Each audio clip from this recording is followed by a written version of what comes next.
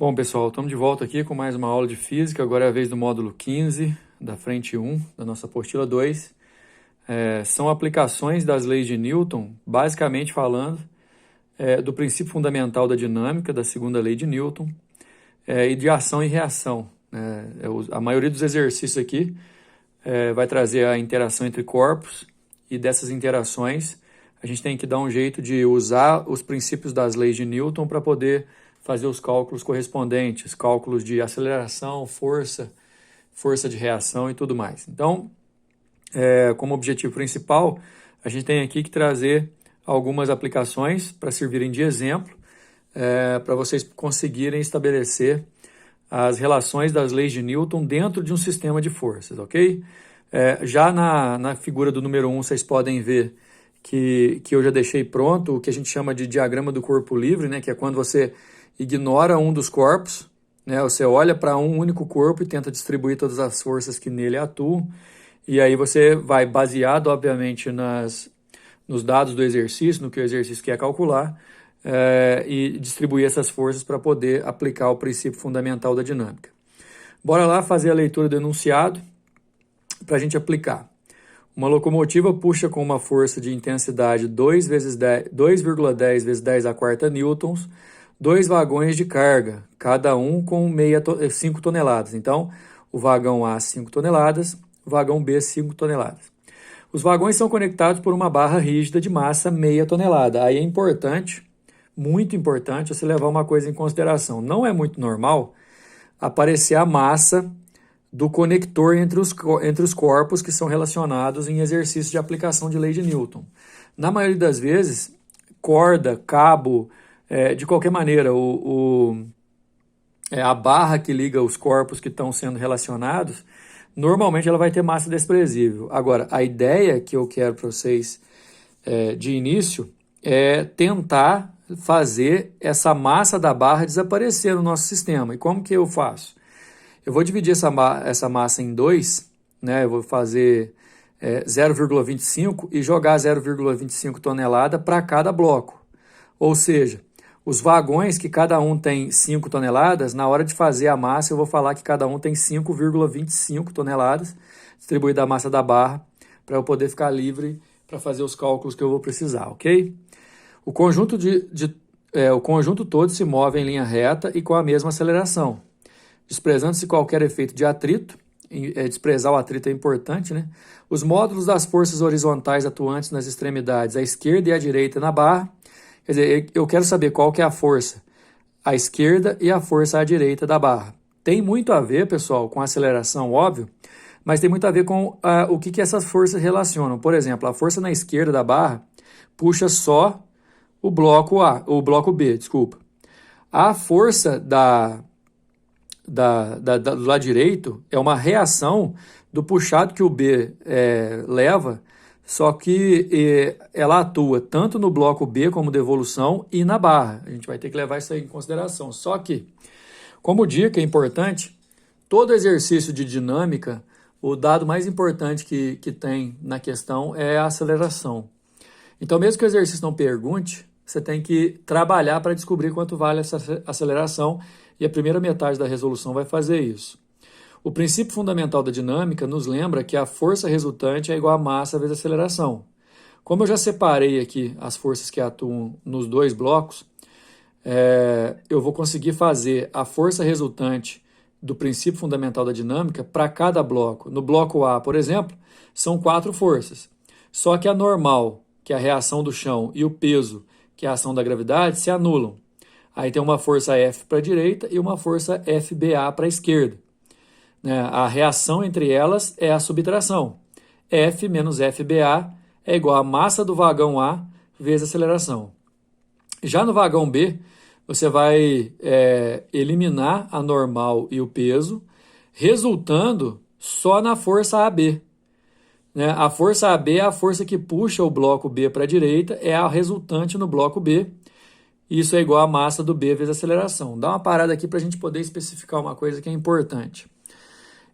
FAB e FBA juntas formam um par ação e reação, que é aquele lance que o B toma um puxão pela FAB e ele devolve esse puxão na FBA. Então essas duas forças, embora tenham sentidos opostos, elas têm mesmo módulo.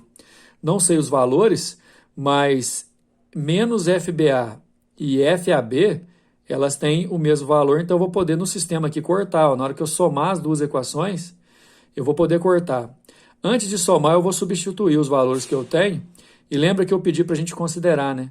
A massa do A é 5 toneladas, mas eu vou colocar o 5,25 para pegar metade da barra e distribuir uma metade da barra para cada corpo. Olha só como é que ficou. E na hora que eu somo as duas equações, o FBA negativo e o FAB positivo, eu elimino do meu sistema, dando uma resultante de 2 vezes 10 à quarta, 2,10, né, vezes 10 à quarta, uma massa total de 10,5 vezes 10 ao cubo, vezes a aceleração. Na hora que eu passo dividindo, minha aceleração dá 2 metros por segundo ao quadrado. O exercício não pediu, mas é importantíssimo achar. Outra coisa, o exercício pediu a força que atua à esquerda da barra, portanto essa força puxa só o B. E a massa do B sozinha é de 5 toneladas. Então a FE, que é a força da esquerda, é massa vezes aceleração. Massa só do B vezes a aceleração, 10 vezes 10 ao cubo, dá 1 vezes 10 à quarta. É a força do lado esquerdo da barra. Na direita da barra é uma reação de puxão para o bloco B e a barra junto. Então, a massa total vai ser 5 do bloco B mais meio da barra, portanto, 5,5 tonelada, vezes 10 ao cubo. Se eu multiplicar aqui, vai dar 11. 11 vezes 10 ao cubo é a mesma coisa que 1,1 vezes 10 à quarta. Portanto, a resposta é a letra A. O número 2 traz mais ou menos a mesma ideia do exercício anterior, que o exercício anterior, porém, todo sistema ele tem uma força motriz. E lá, no caso do exercício anterior, a força motriz é aquela que vinha da locomotiva, né? A força motriz, que é aquela que tenta, ou, no caso, chega a dar movimento para o sistema, vai ser o próprio peso do bloco B que está pendurado, que no caso está valendo 50 newtons, a gente explica por quê. Um carrinho A de massa 20 kg é unido a um bloco B de massa 5 kg por meio de um fio leve e inextensível, conforme a figura abaixo. Escuta uma coisa, pessoal, de propósito, isso sempre acontece. Ó. O corpo B que está pendurado de massa muito menor do que o corpo A que não está pendurado. Galera, essas rodinhas que estão aqui, já vai falar ali em cima, que vai ignorar a presença do atrito. E, portanto, se não há atrito, não interessa se o bloco B é muito mais leve que o bloco A, ele vai conseguir puxar. Obviamente que quanto mais pesado o bloco B for, maior vai ser a aceleração do sistema. Mas, enfim, os blocos estão separados e eu consigo fazer a distribuição das forças. No bloco A, por exemplo, tem o peso e a normal. No bloco B, tem só o peso, porque não tem normal, porque não está apoiado. Agora, o bloco B, por causa do seu peso, tende a puxar o bloco A, e por estar sendo ligado aqui por uma corda, normalmente a gente chama essa força de puxão de corda de tração, que é a força que o B faz em A. Se o B faz uma força em A, o A devolve essa mesma força de sentido oposto no B. Por isso que eu chamo de tração lá e tração aqui. Então daí eu fico com o diagrama do corpo livre no A, diagrama do corpo livre no B. Inicialmente o sistema está em repouso devido à presença do anteparo C que bloqueia o carrinho. Retirando-se o anteparo C, determine a ele que é a aceleração do sistema e a intensidade da força de tração. Normalmente, se você aplicar o princípio fundamental da dinâmica, você já vai resolver o sistema de forças que já vai conseguir responder automaticamente essas duas perguntas. Dá uma olhada. Ó. Lembrando que força resultante é igual a massa vezes aceleração. Você vai olhar para o bloco A, são 3 forças, porém essas duas, normal e peso, se anulam. A resultante é só a tração, igual a massa do A vezes aceleração. Eu estou pegando só o bloco A, então eu tenho que usar só a massa do A. No bloco B, imaginando que ele vai descer acelerando, a força resultante vai ser o peso do B menos a tração. São opostas, portanto eu tenho que subtrair. Já que é o corpo B, massa do B vezes aceleração. Essa é a montagem, depois eu consigo substituir os valores que eu tenho. O peso do B é 50, galera, porque você tem que lembrar que peso é massa vezes gravidade, né? A massa do B é 5 kg, a gravidade 10, então dá um peso de 50 newtons. Aí, substituindo o que eu tenho, ó, massa do A é 20, massa do B é 5, o peso do B é 50, fica um sistema matemático tranquilo de resolver, porque T e menos T, ação e reação uma oposta da outra, na hora de somar aqui você vai cortar. Ó. 50 é igual a 25A, a aceleração é 2 metros por segundo ao quadrado, já é a resposta da letra A. No mesmo sistema, substituindo em qualquer uma dessas duas equações, eu prefiro a primeira, ó, 20 vezes a aceleração e a aceleração vale 2, dá o valor da nossa tração, que é 40, que é a resposta do que estava pedindo na letra B. Número 3.